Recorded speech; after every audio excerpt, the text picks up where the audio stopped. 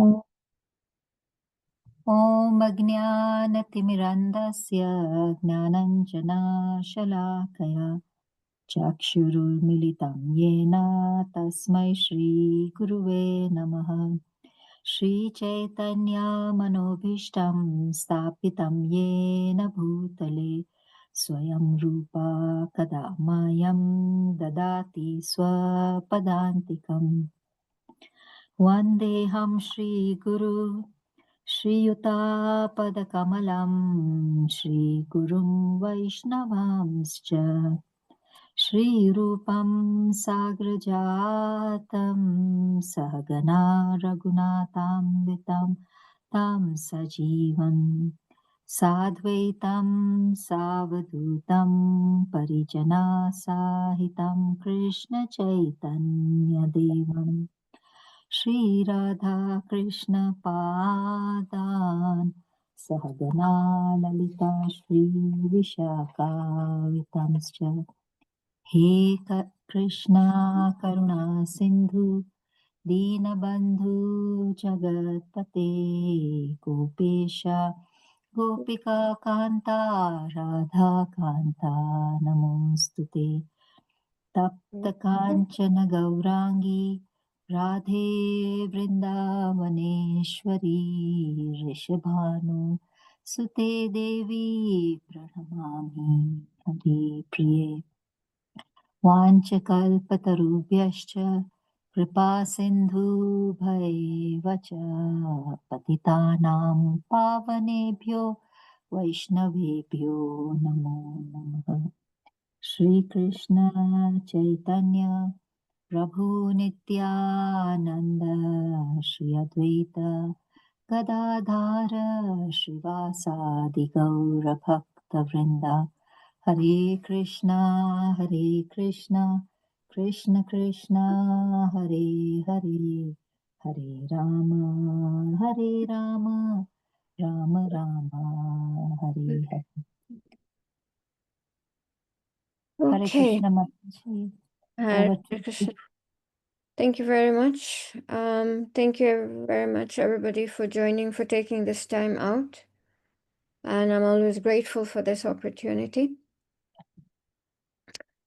Okay, Narayanam Namaskritya Naram Chaiva Narottamam Devim Saraswatim Vyasam Tato Jayamudairat Nastaprayeshu Abhadreshu Nityam Bhagavata Sevaya Bhagavati Uttama Shloke Bhaktir Bhavati Nestaki Savai Pumsham Parodharma Yato Bhaktir Adhokshaja Ahaituki Apratihata Yayatma Suprasidate Shinvatam Swakatha Krishna Punya Shravana Kirtana Hridayantasta Hiya Vidunoti Suret Satam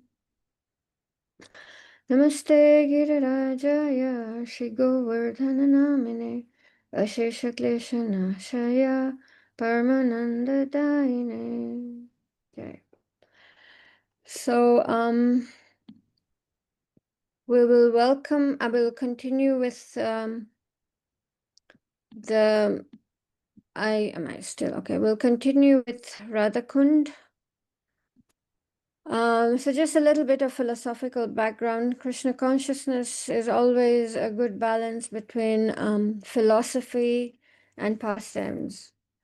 Before we dwell into the pastimes, we need to really understand, have the background of the philosophy, the siddhanta, what is the aim of the pastime. As I have always emphasized in these classes, the pastimes are not for our enjoyment, for our entertainment, rather for the single purpose of supporting our remembrance of Krishna, for increasing our attachment to Krishna.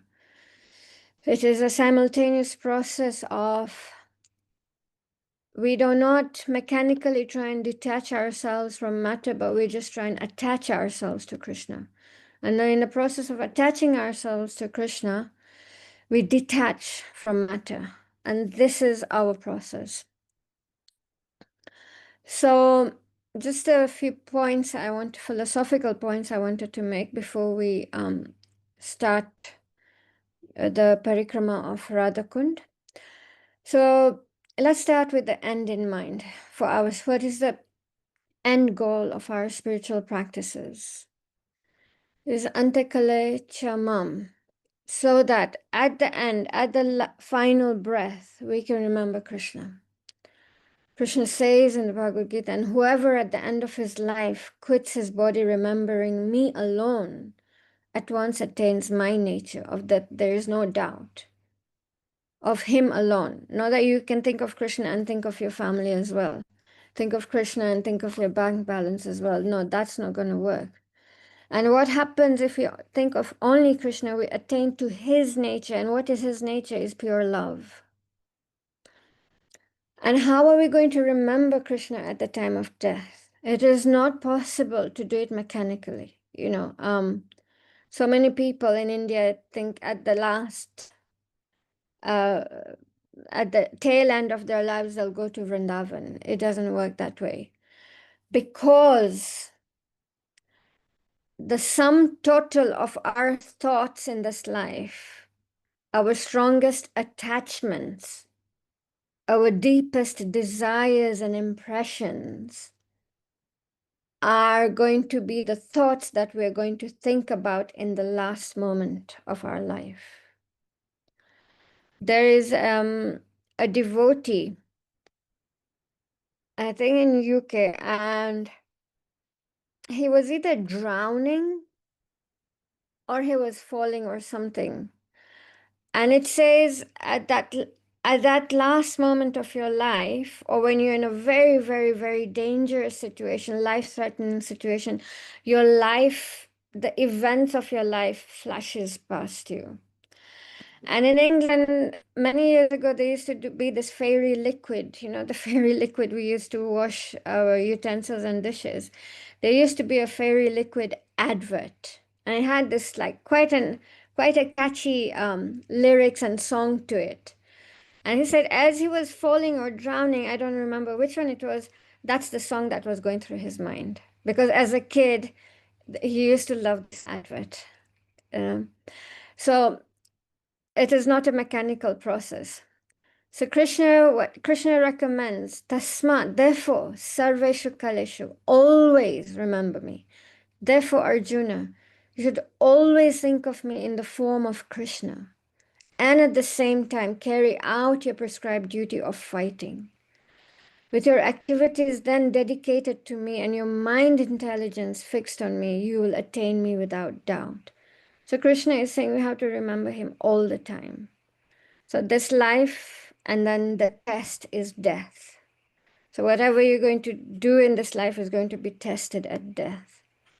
So our process is to somehow or another design our life in such a way that we are making remembrance of Krishna as easy as possible. And believe you me, it is not easy, because we have something called the mind, which will take us around the universe every day.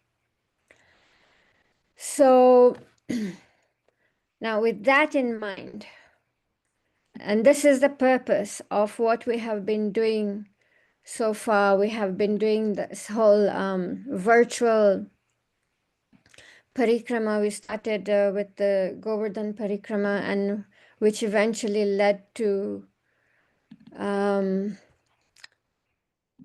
come to Radhakund, and now we're just slowly but very carefully going into Radhakund. So I will share my screen. Let me try and expand this. Okay. So we started, I think we started last year during Diwali. So I'd say about 5-6 months, easily 5 months we've been doing this, and it's been really great.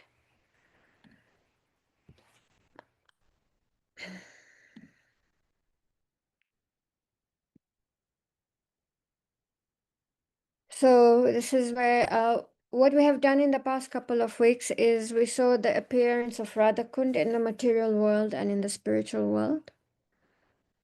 And we saw how Lord Chaitanya discovered Radhakund and Shamkund. And we just saw how Srila Prabhupada was very, very, very cautious, and he really pointed this out very strongly, that we have to be very, very conscious and very grave when we approach Radhakund, especially bathing in Radhakund. So now 5,000 years ago, Krishna departs while he's speaking to Uddhav Gita. And then, sometime later, the Pandavas feel it is the right time to retire. They don't want to be present in this world without Krishna. So they make King Parikshit the king of Hastinapur, and Vajranab, Lord Krishna's grandson, they give him the kingdom of Mathura. So at that point, many, many devotees requested Vajranab to establish temples and deities as remembrance of Krishna and Krishna's pastimes in Vrindavan and Mathura area. And Vajranab installed many deities. So we can see these are all originally installed by Vajranab. The first one is Madan Mohan, that is now in Karoli. Then we have our beautiful Govindevji, that's who is now in Jaipur. We have Vrinda Devi, and we have Sakshi Gopal. Then we have he even installed Gopeshwar Mahadev, even the beautiful deity of Haridev. Just after Manasi Ganga, he installed that. And quite a few other deities. I just would like to. He also installed Srinathji, that was Gopal Rai at Govardhan. Bhuteshwar Mahadev in Mathura, Dauji at Mahavan, and a host of other deities all over Vraja. Then, after a lapse of almost 5,000 years, now in between what happened, the Mughal Empire, and they were bent on destroying all the Hindu temples and everything. So all that happened where the deities had to be either earth or put in some holy river or taken to another place, mostly Jaipur, because that time Jaipur was still a Hindu state and the kings were still strong and they were all Vaishnavas. So in between, in those 5,000 years, all this transpired. And then these deities were really discovered, as we have seen during the Govardhan Parikrama, mostly by the 6 Goswamis. Now, so about 500 years ago, the Radhakund and Shamkund area were known as Aristagram. Gram means village, and Gram means Arista, where the demon Aristasur was killed by Krishna. And at that point, it was known as Kanchankund and Vajrakund. Kanchankund because Radharani had dug Radhakund with Radharani and the gopis had dug Radhakund with their bangles. Vajranab had created a sandstone structure. It was about 8 feet high and 60 feet square. And that was all Radhakund, Shamkund was. So periodically, when they clean up Radhakund, where in the summer season when the water is very low anyway, they clear out all the water and they clean Radhakund. And at that time, you can see this original structure that Vajranab had made. And so then Lord Chaitanya appears because in due course, the teachings of the Bhagavad Gita were lost. Nobody knew what to follow and how to follow. So many of the Vedic scriptures were completely misinterpreted. It was all about studying. It was all about becoming, a brahmana. The devotion wasn't there. It was just very impersonal and just based on just jnana, jnana karma, knowledge, knowledge, knowledge. And so 50 centuries later, Lord Chaitanya appears in the guise of a devotee to, this is where, this is like I said, when Radhakund is being cleaned, and you can see this original structure. And even beyond that, if they clean it further, you can, it's quite an amazing sight. So 50 centuries later, Lord Chaitanya appears in the guise of a devotee to exemplify how to follow the instructions in the Bhagavad Gita and the other scriptures. And he introduces the Yuga Dharma, the Sankirtan Yagya, the congregational chanting of the holy name. And he was bent on rediscovering the pastime places in Vrindavan. So Lord Chaitanya Mahaprabhu himself, he visited Vrindavan in the Kartik month or in the year 1515. And he performed Govardhan Parikrama, and he came to this Aristagram, and he asked the local villagers where these lakes were. And can you believe it? Nobody knew. Nobody knew what he was talking about. And they were just basically like paddy fields. So Chaitanya Mahaprabhu sat at the outskirts of the village, and he went into deep meditation. And when he opened his eyes, he specifically saw these two paddy fields. And being the Sipa soul, he knew that these two paddy fields were Radhakund and Shyamkund. And in ecstasy, he ran to the paddy field. And you can say there was barely any water, but he just dove in and he took a bath. It was all muddy water, and the villagers are just like astonished, like surprised, like, what is this man doing? And then he took tilak and he Radhakund clay, and he put tilak on his body, and he took some with him to Puri. So at that time, somehow they had also been named Gori and Kari. So Gori, Radharani, and Kari means Krishna. And like I said, they were just being used as paddy fields by the farmers. So now on his way back to Puri, yes, he stopped at Allahabad and he met Rupa Goswami there. That was the first time they met. And for the next 10 days, Chaitanya Mahaprabhu instructed Rupa Goswami on the science of devotional service. And then he instructed Rupa Goswami to go to Vrindavan and excavate all the lost holy places and to write books on devotional service. And we know that his most famous book is Nectar of Devotion.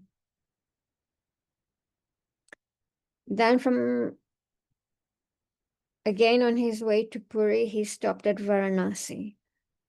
And here he met with Sanatan Goswami. There was a lapse between the time that Rupa Goswami met Lord Chaitanya, and Sanatan Goswami met Lord Chaitanya, because Sanatan Goswami had to stay back, and then he was imprisoned, and then he had to escape the prison, go through like really dangerous forests. So he met Lord Chaitanya in Varanasi. And similarly, Lord Chaitanya, so sorry, I haven't written down the the numbers of the slides today. So this, just going back, this is Chaitanya Baitak. It is still there. So there's this little red cage, that's Tulsi Maharani, and behind this is the structure. So this is where Lord Chaitanya sat down and went in deep meditation. And then when he opened his eyes, he could see those two paddy fields. Now, of course, it's all built up. So this place is called Chaitanya Baitak. It's still there in Radhakund. And then he meets Rupa Goswami in Allahabad. He instructs him for 10 days. Then he meets Sanatan Goswami in Varanasi. And he instructed Sanatan Goswami almost, if I'm not wrong, if I'm not mistaken, then almost for 20 days or up to a month or something like that. Same. He instructed him on devotional service and gave him the same instructions: go to Vrindavan, write books and excavate holy places and establish deity worship. So this was very important for Lord Chaitanya, to re-establish the lost places in Vrindavan. And today we can see why. Imagine if the lost places had not been rediscovered. What an important part Vrindavan and holy places like Vrindavan, Jagannath Puri, and Mayapur play in our devotional life. All these pastimes and pastime places brings Krishna to life. It makes Krishna tangible. It really deepens our faith and our conviction that yes, this was for real. This is not mythology. This is not some kind of Hindu mythology. This is real. This happened. When we go to Govardhan, and we see these temples, Haridev and Manasi Ganga, oh my God, this happened and this happened, It makes it so real, so tangible. It just brings devotional service closer to our hearts. So Chaitanya Mahaprabhu knew this was very, very important, and this was a very important mission for him, and he sent his most special associates, the 6 Goswamis, and he entrusted them with this responsibility. So it was Rupa Goswami, Sanatan Goswami, Jiva Goswami, Gopal Bhatt Goswami, Raghunath Das Goswami, and Raghunath Bhatt Goswami. So Raghunath Das Goswami, he's the one who then excavated Radhakund and built it as we know it today.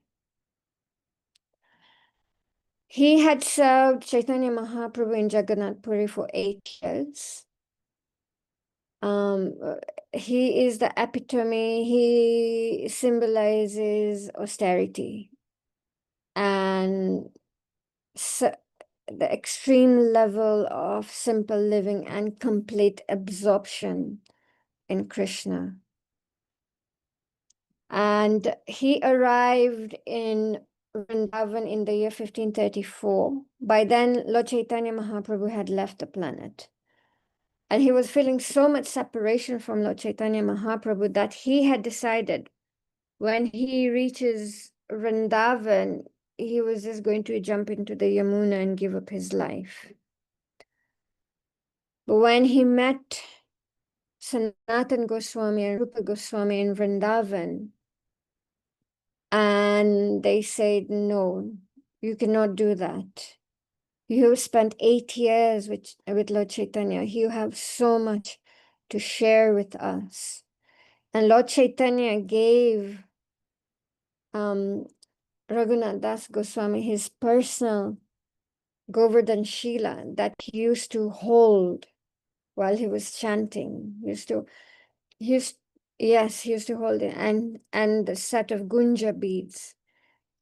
He said, this, you have received this personally from Chaitanya Mahaprabhu. It's evident that he wanted you to stay, to have your residence, to do your bhajan near Govardhan. So please, you cannot give up your life. You have so much to share, so many pastimes to share with us. And so Raghunath Das Goswami, he used to live in Radhakund. In fact, he was given over, they made him the custodian of Radhakund. He was a Babaji who was in charge looking after Radhakund, and who would regularly do Govardhan Parikrama, and he was just steeped deep in his bhajan. So he became the Acharya for Radhakund.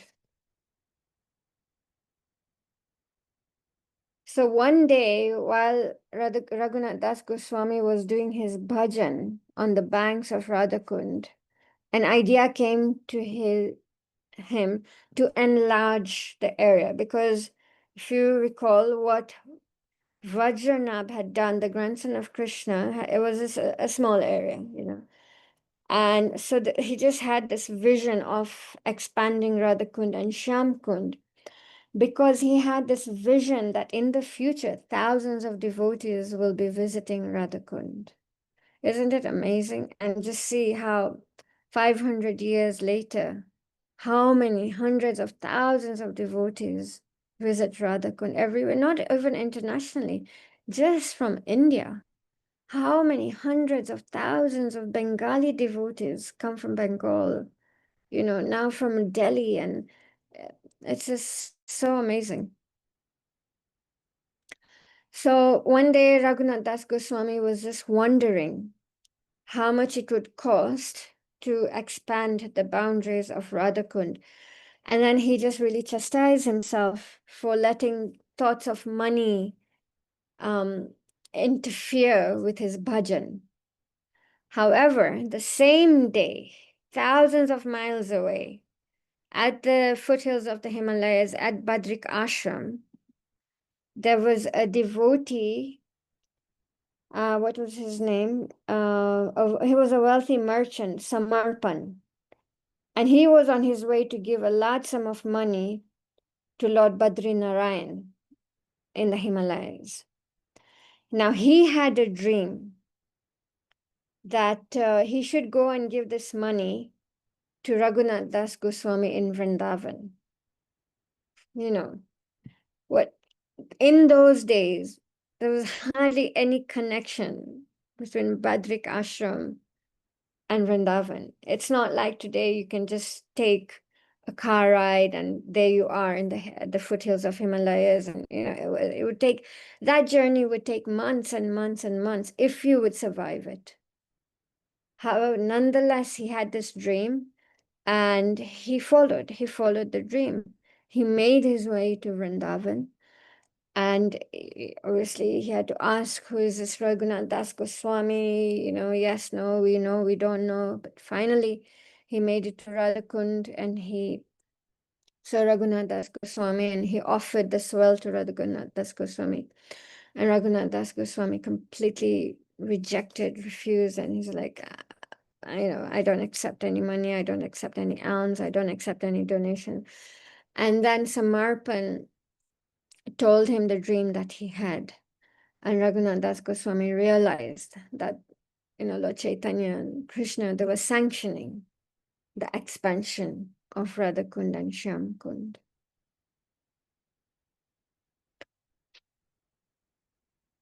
So then very quickly he got excited, and very quickly he asked Jiva Goswami to come from Vrindavan, and I think Rupa Goswami as well. And then they purchased the two paddy fields. So it is said till today, the title deed of Radhakund and Shyamkund is under the name of Raghunath Das Goswami. And then this was in 1545. And so the excavation started under the personal supervision of Raghunath Das Goswami. Now, can you imagine when they were excavating, they found a set of deities, Radha Krishna deities. And these were the first deities ever to be installed in Radhakund. And the temple is known as Purana Mandir, means old temple. So they found this beautiful set of deities that probably had been put into Radhakund for safety during the Mughal invasion.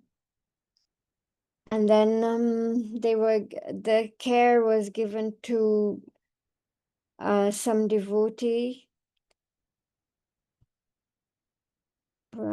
Yes, then so when they were excavating also, they saw the very original kunds that were dug by the gopis and Srimati Radharani, the Kanchan Kund. And the very original kund that was dug by Krishna, Shyam Kund. Then further in 1591, the king of Jaipur, Raj Man Singh, he had done a lot for the Vaishnavas, a lot. So in 1591, he's the king of Jaipur, King Rajman Singh. He, after completing the big Govind Dev Ji temple that's still existing in Vrindavan, he added more steps. So if you ever have the opportunity of witnessing Radhakund when it is being cleaned, you can see this distinctly. This was the original of Rajnab. Then Raghunath Das Goswami came and added this. Then Rajman Singh, because the materials used are a bit different each time. And so they're saying as recently as 1941, when Radhakund was being cleaned, natural spring water was seen bubbling from beneath the ground. And it is say these are the holy waters that Krishna had invited. So when Radhakund, the appearance of Radhakund was when the story that Krishna killed Aristasura, the gopis are like, you're completely, you're dirty, you're untouchable, you have to go and bathe in all the holy rivers in the world, then you can come near us. And then Krishna just invited all these holy rivers from all over the world. Instead, Krishna didn't want to live Vrindavan, and they all came personified, and that they entered Shyam Kund. So as early as 1945, you could see the spring water bubbling.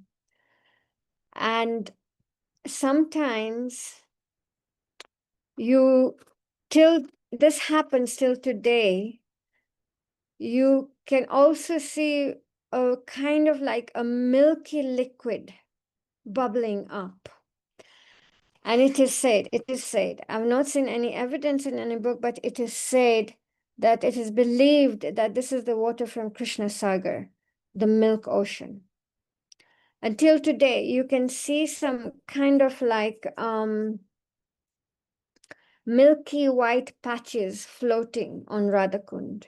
And one devotee actually collected that milky water, and the next day or the day after, it had turned into yogurt. So, yeah, this is amazing. So after Raghunath Das Goswami had constructed the boundaries of Radhakund, expanded the boundaries of Radhakund, he turned his attention to Shyam Kund. And he wanted to make Shyam Kund the same shape and size as Radhakund. But there were some trees around, and that meant that the trees had to be cut down. So they were going to start the felling of trees the next day. And that night, Raghunath Das Goswami had a dream of the 5 Pandavas, and Yudhishthir told him that those trees that you want to cut down, it is us performing austerities at Radhakund. So please do not cut the trees down. And so, of course, Raghunath Das Goswami did not cut the trees down. And therefore, unfortunately, those trees don't exist anymore. But that is why Shyam Kund is not a rectangular shape or a square shape.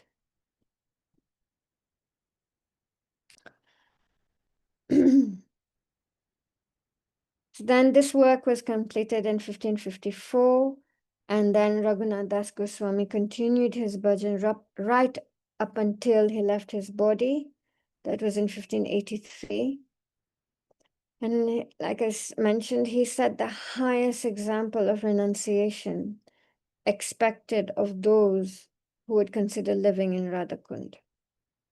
So living in Radhakund is no It's not a cheap thing.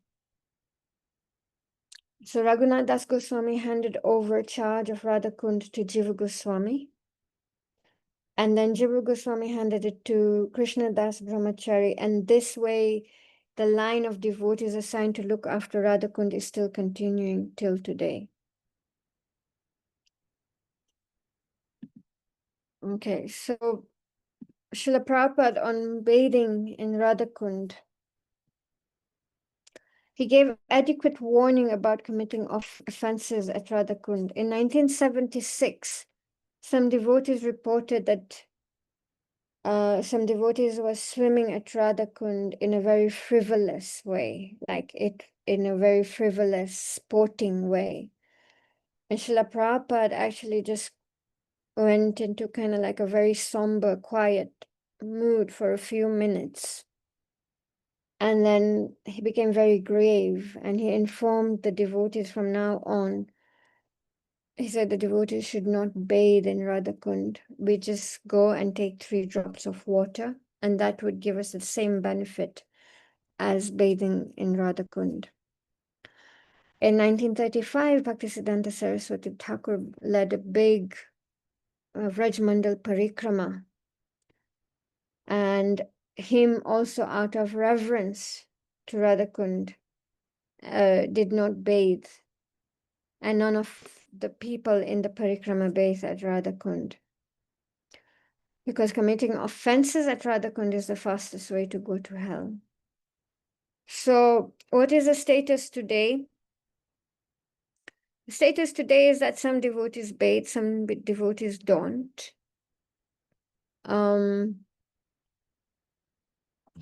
Obviously, we have matured in ISKCON. ISKCON has matured. The devotees in ISKCON have matured. We're what, 2nd generation, 3rd generation.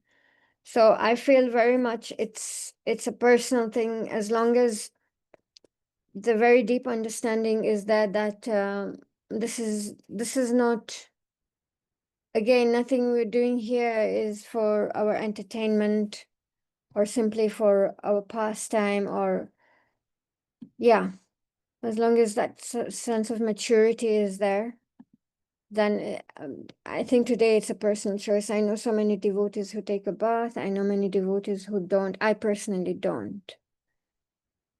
So yes, 1 second. I want to see if there's anything else.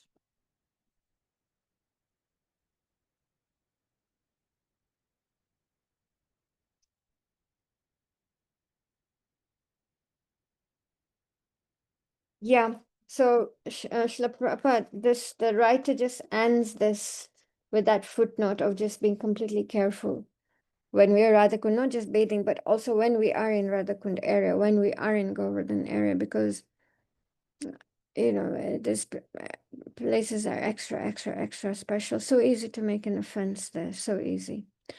So I will end my presentation here. It was a bit of a short presentation, but yeah, so any questions, any comments, anything anybody would like to add?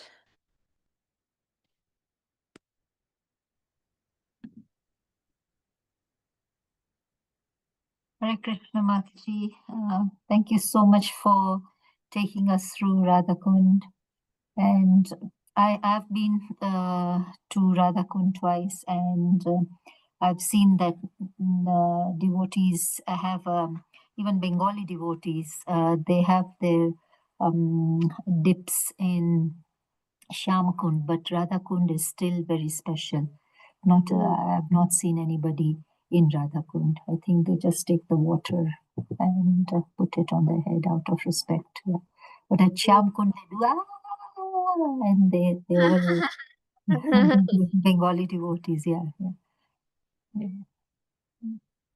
This So, is the awesome. issue where, like, when there's now devotees, people are coming in mass numbers, where kind of like difficult to maintain the standards. But this is where we're fortunate in ISKCON because there's so much philosophical background for our understanding.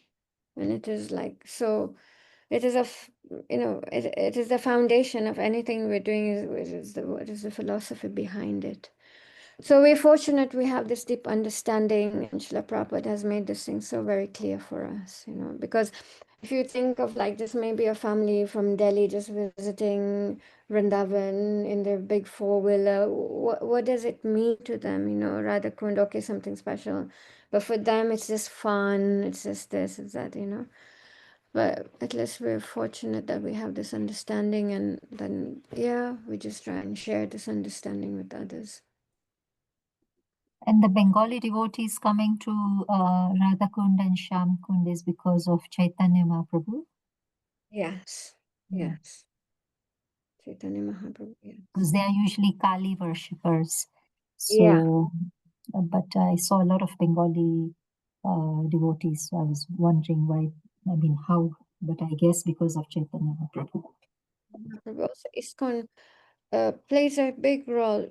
There was, when Jayapataka Swami was in good health, in Bengal, he would initiate a whole village at a time. So, yes, there has been like massive, massive preaching in Bengal. On next level preaching. Imagine initiating a whole village at a time. Wow. So, yeah, and also, of course, because of Lord Chaitanya Mahaprabhu, just, the Gaudiya Vaishnavism has a strong footing there. Bhaktisiddhanta Saraswati Thakur, even in the city, Calcutta, he had established a temple there. So, yeah, and then also the seventh Goswami, Bhakti, who was Bhaktisiddhanta Saraswati Thakur's father, Bhakti Vinod Thakur. He had also done a lot of work in that area. Yeah, so I think it has been building up. Yes. Thank you. Thank you very much, Mataji, for today's session. Any questions or comments? Okay, if there are no questions or comments, Bhakta Mugo, are you in a position to end the session for us today? Hare Krishna.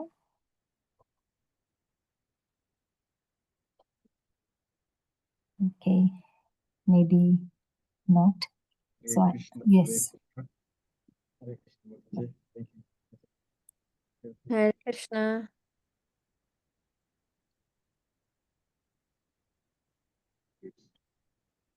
I think we can't hear you, Bhakta Mugo. Maybe he's not in a position. Yeah. Yeah. Maybe I can end the session. Unless anybody else is in a position to end the session, we have enough time. Gayatri Mataji, Hare Krishna.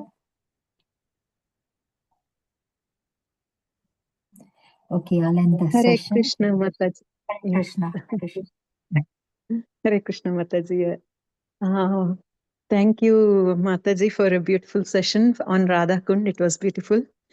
Yeah, let's end the sessions. Vancha kalpatarubhyascha kripa sindhubhya eva cha patitanam pavanebhyo vaishnavebhyo namo namaha. अनंत कोटि वैष्णव वृंद की जय, श्रील प्रभुपाद की जय, ऐश्वर्य लीला माता जी की जय, ग्रंथराज श्रीमद् भागवतम की जय. हरे Krishna. Hare Krishna. Thank you so much, Mataji, for ending the session. Thank you very much, Ashwariya Lila Mataji, for today's session. Hare Krishna. Hare Krishna. Hare Krishna.